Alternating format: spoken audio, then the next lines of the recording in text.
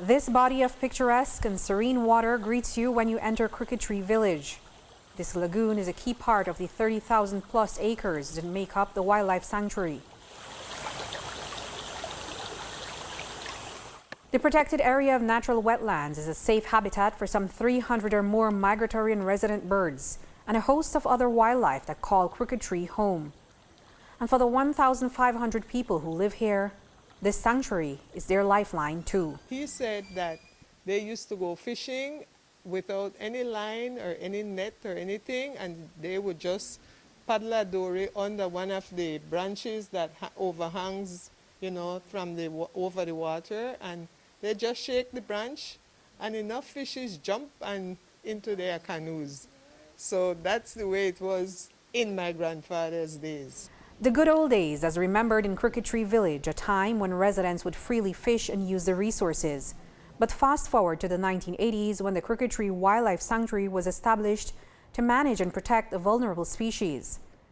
It has a Level 1 protected status, which means by law, residents can't extract resources from the site. The Belize Audubon Society is one of the co-managers of this wildlife sanctuary.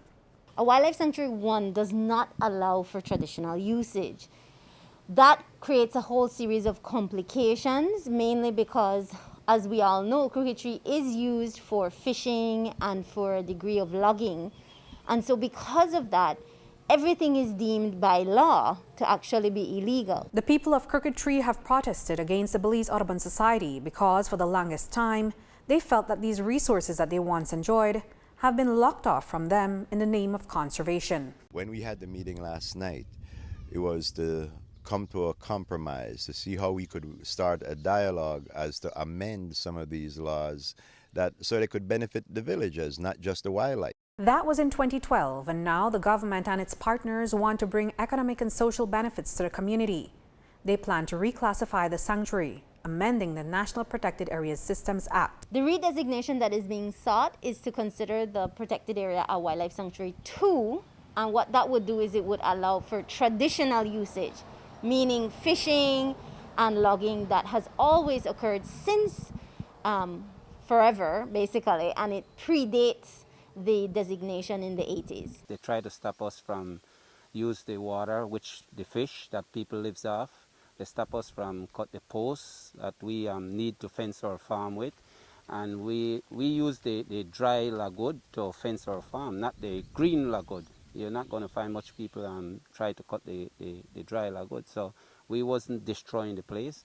I understand that you need to manage it properly. Yes, I perfectly agree with that. But when they come in and try to stop us, then that's something else, because that's what we live off. We live off this village. James Dawson has lived all his life in Crooked Tree. He has been one of the enduring voices championing the use of these resources. A lot of us, the resource from this village help us. Maybe one out of the family can go out and work outside, but the rest of them have to find something home to do. So the village, the resource from the village definitely give about, I would say, about 70% of our livelihood living. Since 2005, there was talk of how to protect these resources but also allow development. In 2013, the government and its partner agencies began to make serious moves to rethink the way these protected sites are used. While the matter is yet to go before cabinet, a lot of groundwork has been done. We now have the institutional framework in the form of the National Biodiversity Office that can now champion those critical next steps. And I think that is what has been missing over the last couple of years. And so now we are looking at putting in that framework. Now NBio is looking at speaking with our stakeholders, speaking with communities, consulting, and devising the legislation that would be required, therefore, to institutionalize now the opportunities for these communities to maximize social and economic benefits from protected areas that they traditionally and historically have been, have lived on, have depended on, but by nature of the law have not been able to maximize access and benefits. And while the redesignation of the site is set to benefit traditional users, it can also open up opportunities for tourism-related activities. It has contributed a lot because due to the fact that it was protected for a while, and the birds, especially the birds, were protected for a long while, that attract a lot of tourists to the community.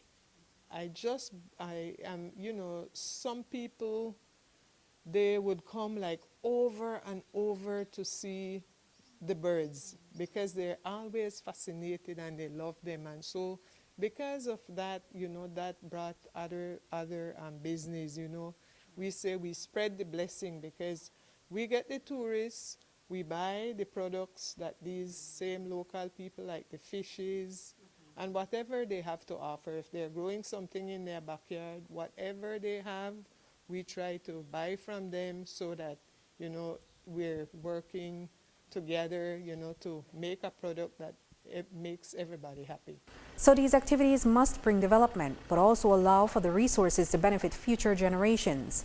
And more importantly, that vulnerable species remain protected. And it comes about at a very crucial time now where economically we are challenged, socially we are challenged. And so implementing and achieving these recommendations is key, and is what we consider a priority within the ministry. There must be the frameworks and the governance, the accountability features that must be in place to ensure that when there is resource use, that there is that accounting as to what is being extracted, and also the ecological assessments as to what are the impacts or what can be the impacts of those traditional uses on the species. And so we must always ensure that even while we provide those socioeconomic benefits, that the ecological functions, the species functions of those sites are maintained and are uncompromised.